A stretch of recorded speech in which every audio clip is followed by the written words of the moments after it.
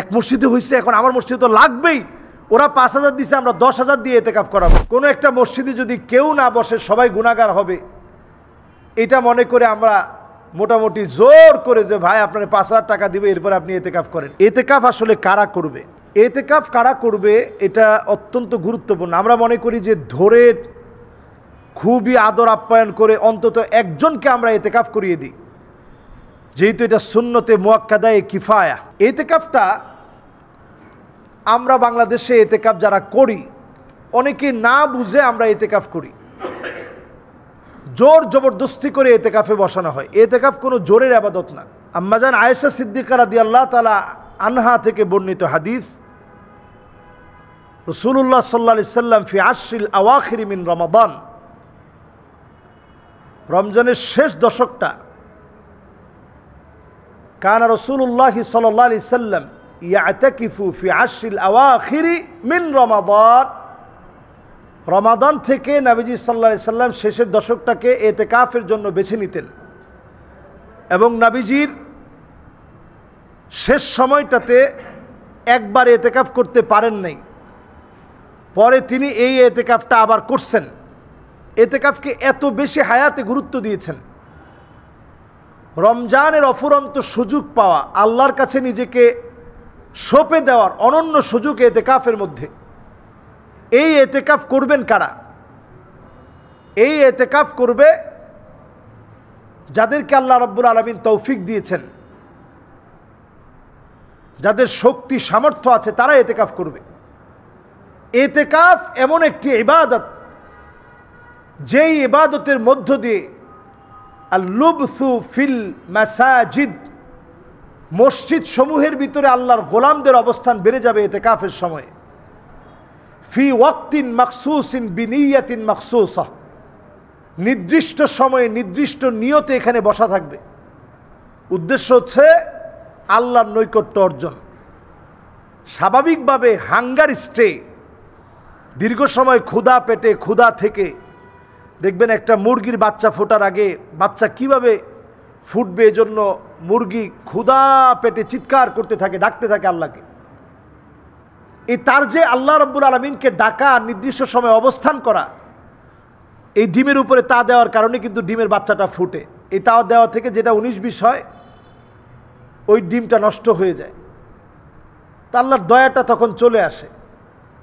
এতেকাফ হচ্ছে আল্লাহর দয়া মায়া পাওয়ার অফুরন্ত সুযোগের একটা মাহেন্দ্রক্ষণ। এই সময় আপনি যা চাবেন তা পাবেন। আর মসজিদটা এমন জায়গা, ফাহুয়া হাদ্দুহু, মসজিদে বসে আপনি যা চাবেন তা পাবেন। হাদিসের ভিতরে আসছে ফাহুয়া হাদ্দুহু, মসজিদে আসলে যা নিয়ত করে আসেন সেটা আল্লাহ তাআলা দিয়ে দিবে। সুবহানাল্লাহ ওয়া বিহামদি। এই জন্য মসজিদের ভিতরে যারা নিয়ত করে বসে পড়বেন এতেকাফের নিয়তে, যুবকদেরকে আমি বলবো তোমরা বেশি বসা দরকার, নিজেদেরকে গুনাহ থেকে আটকানোর জন্যে, নিজেদেরকে শয়তানের ওয়াসওয়াসা থেকে পরিশুদ্ধ করার জন্যে বেশি বেশি এতেকাফে বসা দরকার যুবকদের। মুরব্বীরাও বসবে নিশ্চয়ই। কোনো একটা মসজিদে যদি কেউ না বসে সবাই গুনাহগার হবে, এটা মনে করে আমরা মোটামুটি জোর করে যে ভাই আপনার 5,000 টাকা দিবে, এরপর আপনি এতেকাফ করেন, এটা কিন্তু কোনোভাবেই 5,000 টাকা দিয়ে করানোর ইবাদত এতেকাফ নয়। আমাদের দেশে এখন মসজিদ এমন হয়ে গেছে, পাল্টাপাল্টি মসজিদ করা শুরু হয়ে গেছে। এক মসজিদে হয়েছে, এখন আমার মসজিদে তো লাগবেই, ওরা 5,000 দিছে, আমরা 10,000 দিয়ে এতেকাফ করাবো, এটা এই ইবাদত না। খুশি মনে এই ইবাদত করতে হবে, খুশি মনে, দিল থেকে আল্লাহর জন্য মসজিদে অবস্থান করা লাগবে। এরপরে আসি, এতেকাফ করা অবস্থায় আমরা দুনিয়াবি কথা বলতে একেবারে পারবো না, বিষয়টা কিন্তু আদৌ এরকম না। আপনি একজনে জিজ্ঞাসা করলেন, ভাই কেমন আছেন, শরীরটা কেমন, আপনার সন্তান ভালো আছে কিনা, তারা কথা শুনে কিনা, এই কথাগুলো আপনার কাছে দুনিয়াবি কথা মনে হলেও এটাও আখেরাতের কথা। সন্তানদের খবর নেওয়া, মানুষের সাথে সুন্দর অ্যাড্রেসিং, সুন্দর কথোপকথন, এগুলো সাহাবায়ে কেরাম মসজিদে শুধু করেন নাই, সাহাবায়ে কেরাম মসজিদে এই বিষয়গুলো নিয়ে কথা বলছেন। একজন আরেকজনের সন্তানরে আদর করছেন, মহব্বত করছেন, জিজ্ঞাসা করছেন, পড়াইছেন, কথোপকথন হয়েছে, সব হয়েছে।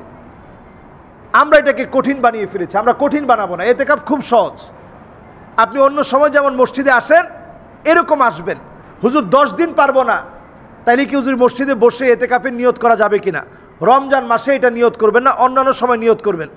কারণ এতেকাফের ভিতরে একটা হচ্ছে ওয়াজিব এতেকাফ। আপনি যেই এতেকাফ শুরু করছিলেন সুন্নায়ে মুআক্কাদায়ে কিফায়া, এই এতেকাফ শুরু করে আপনি এই এতেকাফ থেকে বের হয়ে গেছেন, এতেকাফ ভঙ্গ হয়ে গেছে। এই অবস্থায় আপনার জন্যে এতেকাফ করাটা ওয়াজিব হয়ে যাবে। কারণ আপনার যে এতেকাফে আপনি বসছিলেন সেটা ভঙ্গ করে ফেলছেন, এখন আপনাকে ওয়াজিব হিসাবে সেটা পুরা করতে হবে। আর নফল এতেকাফ হচ্ছে ওই এতেকাফ, সামান্য সময়ের জন্য যদি আপনি বসেন, একটু সময়ের জন্য আপনি বসছেন, আপনি মনে মনে চিন্তা করলেন যে আল্লাহর জন্য আল্লাহর ঘরে বসলাম, এরকম রমজান ছাড়া আপনি বসতে পারেন। এটা নফল এতেকাফ। রমজান ছাড়া একটু আপনি বসলেন, অবস্থান করলেন, নফল এতেকাফ। আর রমজান মাসে আমরা যে এতেকাফ করি এটার জন্য রোজা রাখা শর্ত। আমাদের মা বোনরা যদি ঘরের মধ্যে বসতে চান, একটা কোণার মধ্যে শাড়ি দিয়ে পেঁচিয়ে আলাদা একটা জায়গা করবেন, ওই জায়গায় আল্লাহকে স্মরণ করবেন। ওই সময় সন্তানাদিদেরকে যদি আপনি পড়াইতে চান পড়াইতে পারবেন, তাদেরকে গোসল করাইতে চাইলে গোসল করাইতে পারবেন। এরকম না যে আপনি দুনিয়ার কোনো কাজ করতে পারবেন না। আপনি ঘরের মধ্যে কেউ নাই, সন্তানরা আপনি অন্তত একটু কথা বলে দিয়েছেন যে বাবা তুমি টেপটা সেরে গোসলটা করো, এতে করে আপনার এতেকাফ মোটেও নষ্ট হবে না। আম্মা জানরা নবীজির চুল আছড়িয়ে দিয়েছেন এতেকাফ অবস্থায়। কাজে আমাদের শরীয়তের বিষয়গুলো সহজভাবে সুন্দরভাবে বোঝা উচিত। আল্লাহ তাআলা আমাদেরকে বোঝার তৌফিক দান করুক। এবারের এতেকাফ আমাদের গুনাহ মাফের এতেকাফ হিসাবে কবুল হোক, আমিন। আসসালামু আলাইকুম ওয়া রাহমাতুল্লাহি ওয়া বারাকাতুহু।